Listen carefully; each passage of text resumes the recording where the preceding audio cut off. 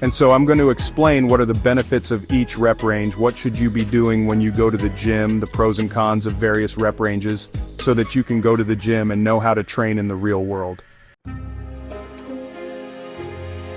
1 rep maxes, are they of any benefit? Absolutely.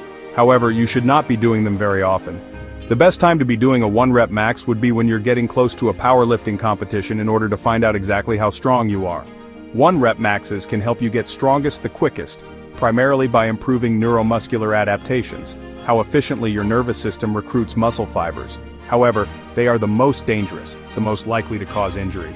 And so it's not a very smart move to go in and do 1 rep maxes very often, as you're likely going to get injured. Sure, it's going to help you to get strong real quick, but it's not a very smart or intelligent way to train. And if I'm being honest, if you're going to the gym doing 1 rep maxes all the time, chances are you're ego lifting and you're probably not going to build as much muscle as if you were to lighten the weight a little bit and do higher reps. This is because higher rep ranges generally lead to greater metabolic stress, another important factor in muscle growth. And so the biggest benefit of doing 1 rep max is if you're a competitive powerlifter, you want to get a feel for what it's like to go and lift at your max. You should only perform 1 repetition maxes when getting close to a competition or similar. Aside from that, not the best way to train. Next up, sets of 2 to 5 reps. What is this good for? Well, this is really ideal for people who are powerlifters getting ready for competition. You've all heard it, 5 sets of 5, that is very good for building up strength when you're not in competition time. As the powerlifting meet gets closer, you would need to do fewer reps than 5, 4, 3, 2, and of course 1. The problem is, if always doing your sets between 2 and 5 reps, you're not going to build as much muscle as if you increase the time under tension and do some sets with a greater rep range. While these lower rep ranges still contribute to mechanical tension, they don't maximize metabolic stress as effectively as higher rep ranges, and although the risk of injury is less than doing 1 rep maxes, it's still very high. 2 to 5 reps, you are lifting heavy weights and likely going to be ego lifting. And so if your real goal is to build muscle, I don't think you should be doing sets in the 2 to 5 rep range very often, if ever at all. The one benefit I see in doing reps in the 2 to 5 rep range is it's very easy to go to failure or close to failure.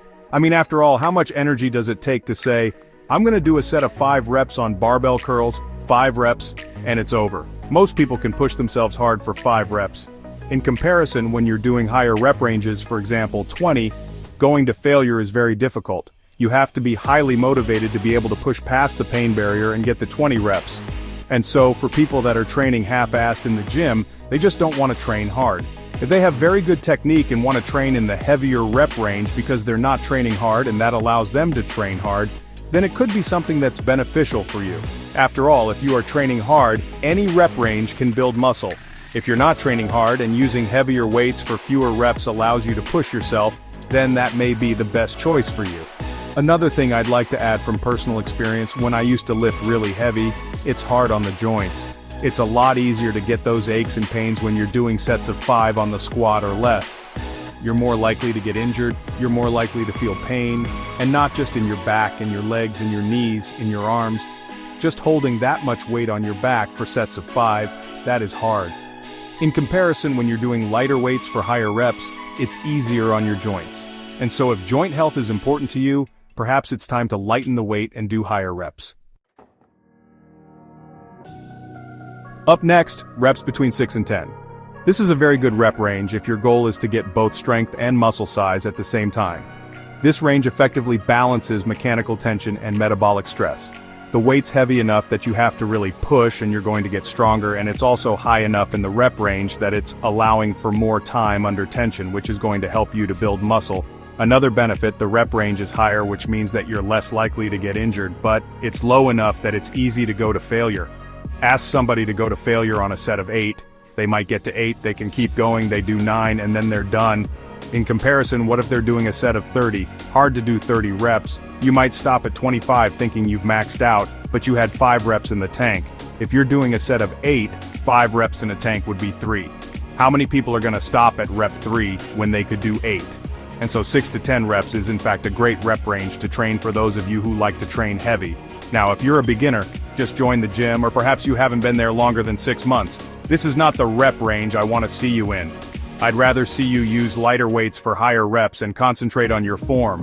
When the weights get heavier, especially when training hard, it's oftentimes when people get sloppy, their technique starts to fall apart.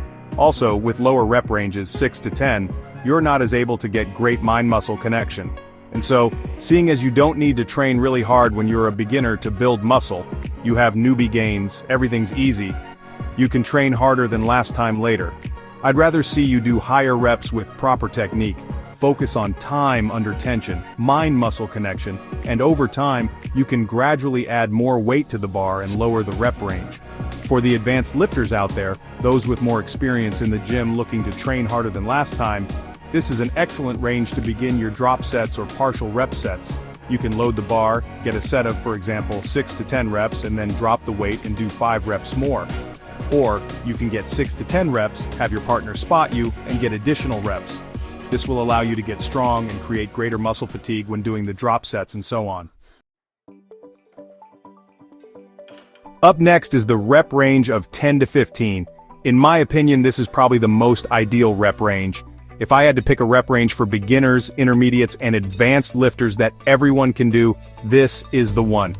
You should try to do this range because it can get you stronger and build muscle at the same time. It's the safest rep range that's going to give you the greatest results for what you're doing. It provides a good balance of mechanical tension and metabolic stress, and allows for a reasonable time under tension. If you're a beginner, it's light enough that you can safely learn what to do. And if you're advanced, it's still heavy enough that you're going to get fatigued somewhere between 10 and 15. If you get 15 reps, well, that's great. Add more weight and then the reps will come down.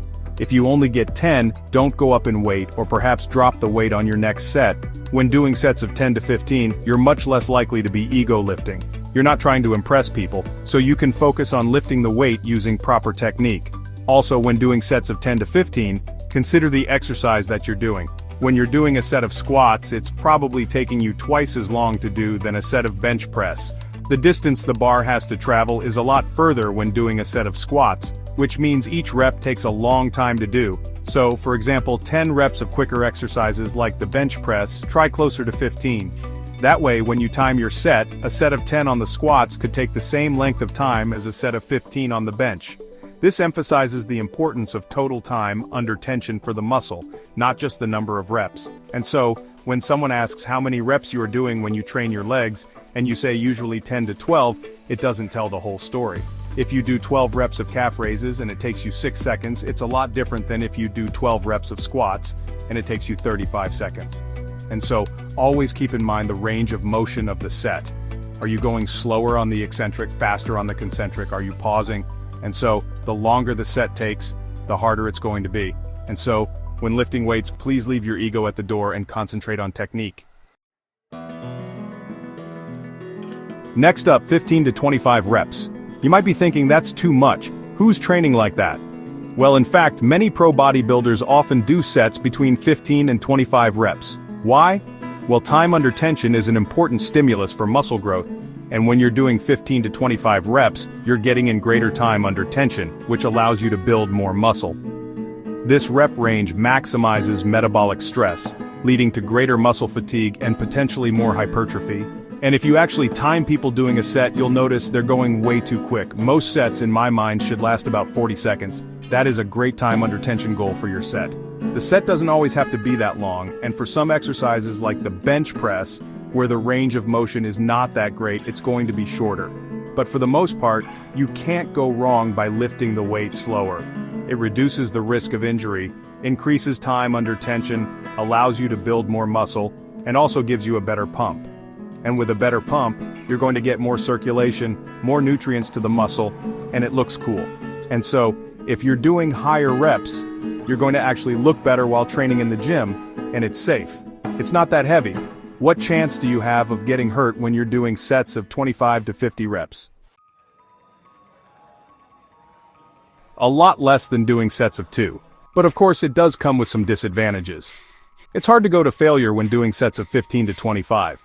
If someone asks you to do a set of 20 to failure on squats, chances are you're probably going to stop a couple of reps or maybe several reps shy of failure.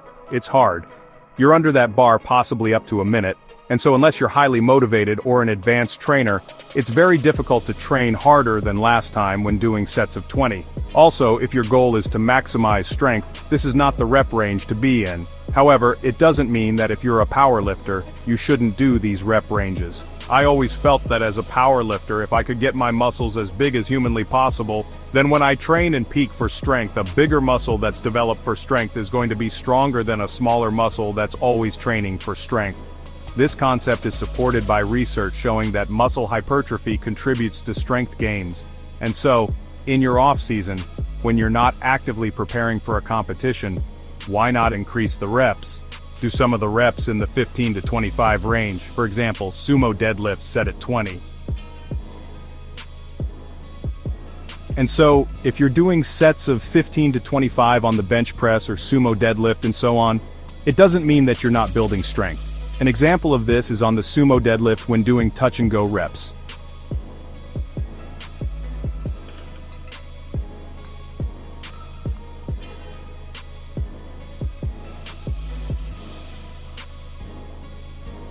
So, not always do you have to lift very heavy weights to build strength and endurance in the gym.